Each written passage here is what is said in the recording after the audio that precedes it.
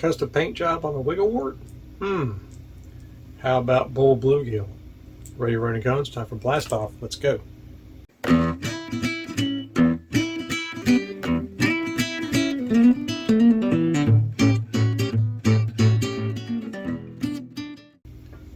Hey guys, Todd here with you. Welcome back to Bassin 101. Bold bluegill. Now, I'm not going to lie about this. I got this idea from Cliff Pace, and he paints a bold bluegill, and this is very similar to his pattern, but I've got a few different twists with it that I use to kind of make it a little bit more natural, a little more color shifting than what he did with it. But let's go to the booth, let's sling some paint. Let me show you how to paint this thing. Okay, so what we got going on here, guys, this is kind of an advanced kind of pattern because we're going to have a lot of different colors that we're going to have in this. This is a recipe I borrowed from Cliff Pace. His Black Label Balsa, also Classic Winter. And I had to do a little different twist to it. The way I do it, but this is going on Wiggle Warts, and you could tape the bill off if you want to. I don't like to do that. I like to overspray on a Wiggle Wart because it's just tradition, even though this is not a Wiggle Wart pattern. So what I have here for a base coat, I've got my white and then pearl white. And what we're going to do is we're going to put this in a scale netting, and I'm going to spray it with a very, very light coat of smoke black. Okay, so this is what I do now. This is the larger type of scale netting. That's going to give me a lot more background between the scales. And what I have done here, this is a material from a washcloth. You get these at the dollar store, and I bought the washcloths only to get the netting off of them. But I got a piece of galvanized here with magnets. And this to me is just an easier way of doing the netting, because you don't have to worry about clipping everything and spending all the time. And then you just slide this in here, put the net down, put the magnets on it, start spraying. And what I'm going to do with this, I'm going to give this a very light coat.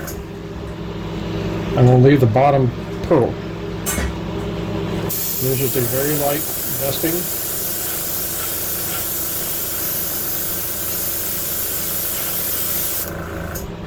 Like that, very light dusting.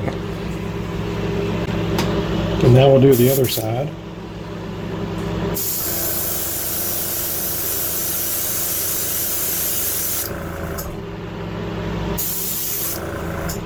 There you go.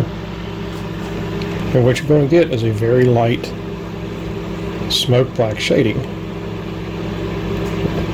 to get us ready for the next step. Alright, the next step we're going to do is Wicked Fluorescent Yellow. And again, like I said, I'm leaving the belly white for that pearl white color. I'm still spraying away from the lip.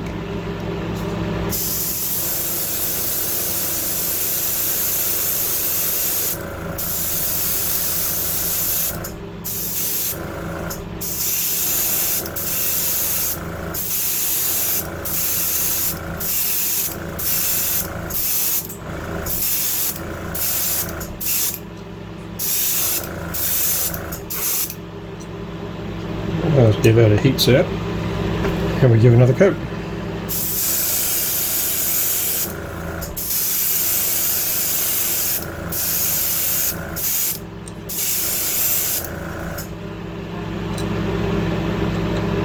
Alrighty. The second coat kind of helps fade in those scales a lot better. Alright. And the next we're going to do the throat in fluorescent orange. Going right across here.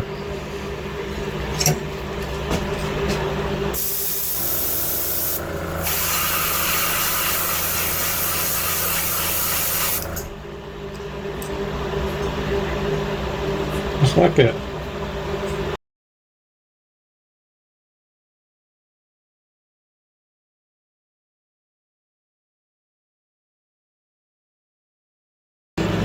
Okay, the next step we're going to do is detail moss green. Now I've got a bluegill stencil here. I'm going to go one extra step. I'm going to take a little piece of the real small scale netting, so that these stripes don't come out extremely bold. They have a bit of a scale pattern to them.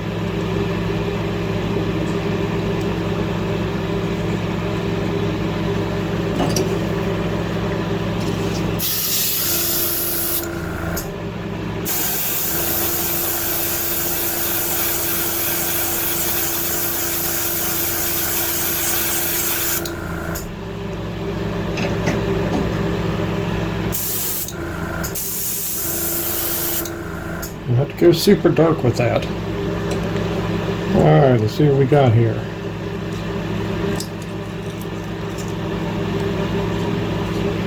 I don't know how well you can see that, but you got the bluegill markings and some real small scale involved in that. And then once you do your stencils, now you got all the bluegill markings. Okay, so what we're going to do now, we're going to take sepia, detail sepia, and we're going to put the brown across the shoulders and across the top. This is still going to be a little translucent. I'm still going to show the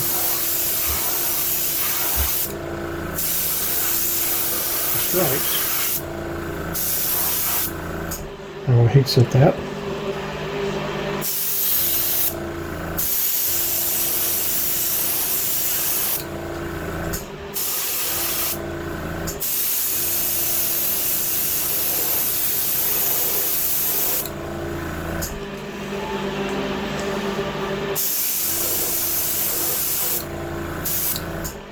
That way you can still see the stripes through the brown.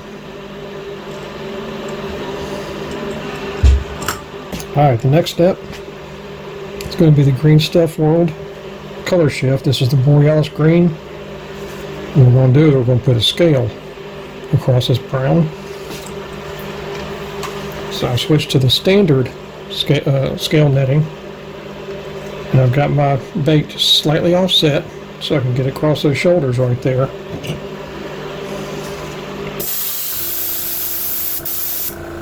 Hit it with that green.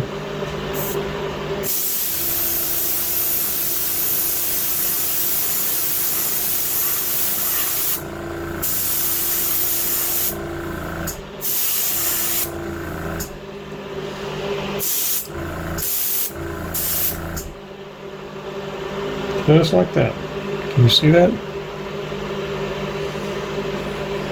See, if you look at it in the light, you can still see that brown.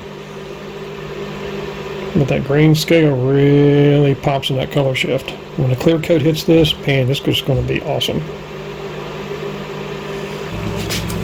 Okay, so now that we've got the green scale, we're going to do our next stencil. And this will be the bluegill dot. With a little gill and stuff cut out. And this is being sprayed in black.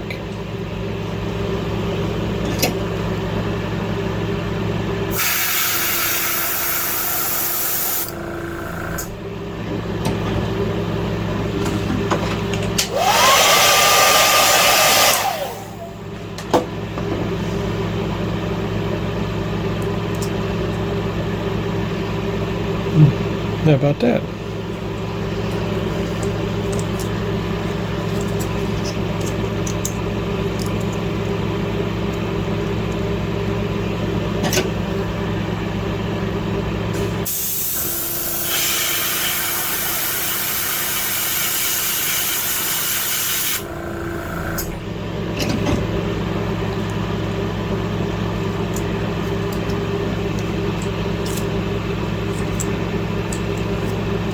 Alright, now we'll take the black, just go right down the center.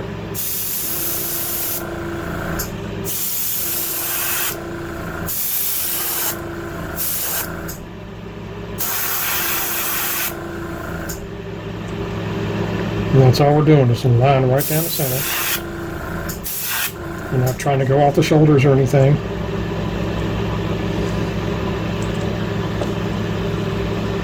Do another one.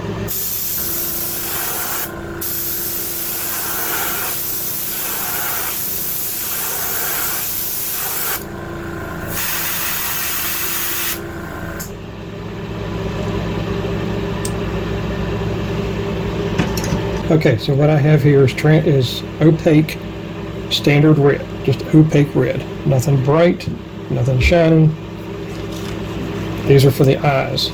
Now, normally when I have a dark background, you see me use white and then spray the color because I really want the eyeballs to pop.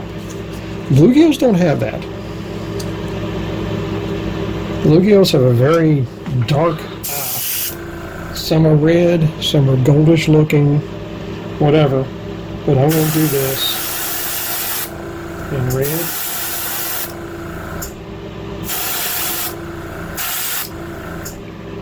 And that's about all I'm going to do it. It's just that right there. I'm not going to add anything else to it except for the black pupil. Okay, so for the last and final step, and yet another stencil, y'all see me use a lot on here. And this is for the pupils.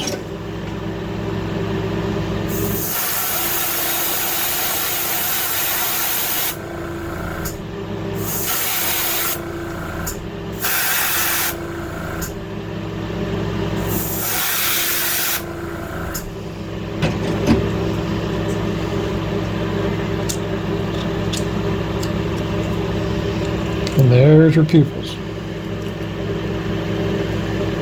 Okay, to do a recap. Once everything got based, I used this kind of mesh from a washcloth because it's bigger and thicker in the material.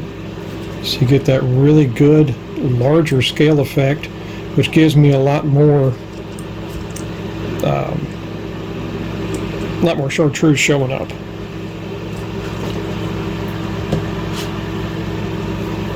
And then for the green, that shimmering green, I use a standard scale. Not the real small scale, but the standard scale. This is the small scale. That's the large scale mesh. Stencils, I had my stripes, which I used the scale net behind it. You don't have to do that, but I thought it was really cool because it gave the very slight scaling effect. I don't know how well you can see that.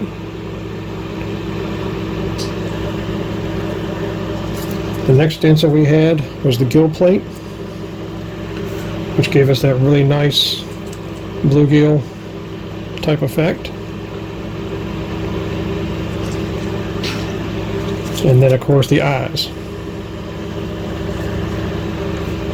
But that gives you a really good bluegill. And man, once I put some KBS on this, boy, that thing's going to pop. And remember, I didn't want to put real bright eyes on this because bluegill don't have bright eyes. So that's why I put the opaque red without a white base. So let's put a clear coat on this dude. I'm loving this overspray. That's just so Storm. Vintage Storm. But let's put a coat of KBS on this, and I'll go back in the studio and show you what it looks like. There you have it, guys. Bull bluegill. Now that I got the clear coat on it, I don't know if you can see, but the scale part of it through here, some parts it shows purple, and then as you turn around it shows green. And personally, I like that in a bluegill, because how many bluegill have you seen with a purple sheen to it? So I kind of like that. I mean, it doesn't matter where the purple is, as long as the bass sees some kind of a purple. Not that they can probably see purple. I don't know. I'm not getting into that discussion right now. But I do apologize for the blue cheeks. I thought I filmed it. I didn't. It's not hard to do. You just spray the blue cheeks on the side and you're done. Okay, so you're not really missing anything. But what I used was Apple Barrel Key West. That's the color I have for this. And the reason I use the Key West is because it has it's not only is it light blue, but it has the slightest shade of teal in it. It's a very light, like a teal blue kind of color. And that's, to me, that's more of what bluegill have. Not a light blue, like a powder blue, like what Cliff used, but more of a teal, kind of a light blue color. So that's what I used for that. But you see with the clear coat hitting it, how dark those red eyes are. And to me, that's just what a bluegill is. They have dark eyes on them. But that's beautiful. And I appreciate Cliff doing a video on how to paint these, because the whole scale with the chartreuse is just awesome. I love the way he did that, and the color with the stencils and everything. To me, as far as where I live here locally, that's very close to a lot of the bluegills that we have around here. So try this. This is the DRS. I get these from Predator Baits, and it's a very rattle stuck. It's a very quiet rattle. That's why I like these. But there you go, bold bluegill. It's a little involved. Like I said, it's kind of an advanced spray session. If you've never sprayed before, this might be a little difficult for you. But if you're familiar with spraying baits, something like this might be right up your alley. So good luck with this, and send me some pictures on an email. Let me see how these turned out if you decide to try some of these. So until next time, remember that new techniques are trendy. Bass never change. So may the Father bless you and keep you in Yeshua's name, and as always, fish on.